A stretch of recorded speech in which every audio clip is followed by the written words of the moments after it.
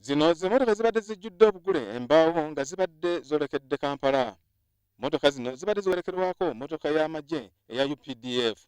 Bano babadde batwala embaawo nga tebalina lukusa era nga balemeddwa okunnyonnyola engeri gye baafunyeemu embaawo zino.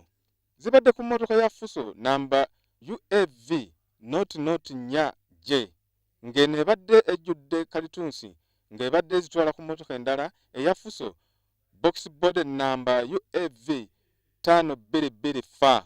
Wabaddewo okusika omuguwa wakati w'abakozi ba NFA n'omukungu wa disitulikiti avunaanyizibwa ku bibira oluvannyuma lw'okuwa bano ebbaluwa ebakkiriza okutambuza embaawo zino wano wennyini mu kibuga Kagadi.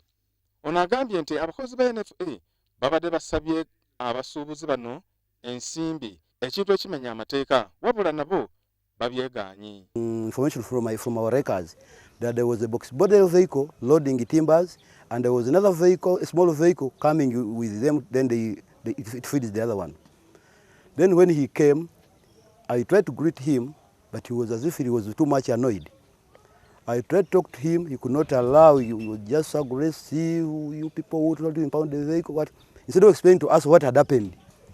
Wabula oluvannyuma motoka zino zitwaliddwa ku poliisi wabula omumyuka wa RDC n'alagira batikuleko emiti olwo emmotoka zo zeeyongereyo. Actually, it was in the morning when the OC station rang me that the deputy RDC has ordered for the release of the vehicles. Then I had to also to move very fast and I could not get them here. Now I will not talk to the OC station to see under which circumstances they cleared them. But at least I registered them in the SD reference, the police book, that as if I brought them for self-custody. I called DFO came. He said he interacted with these people yesterday. He cleared them.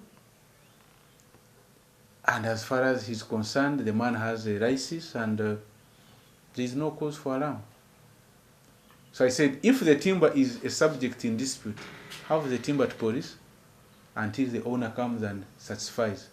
Mu mateeka motoka zino nazo zirina okuwa engassi olw'okwetika ebintu ebitali bya mu mateeka. Wabula omuserikale wa poliisi alemeddwa okuwa ensonga lwaki motoka zino ziteereddwa. I will say that one after DFO and the NFA have commented in front of us about the fate of those vehicles. You are giving me work which is not mine. Omukungu wa NFA Fred Katugonza ategeezezza nti ebimu ku bizibu bye basinze okusanga be bakulembeze abatagondera mateeka. Timbers are cut at awkward hours. They cut with machines, power saws. Then they are transported in such a kind of vehicles which are closed. Then they are cut at night. Stephen Mwiri, WBS TV.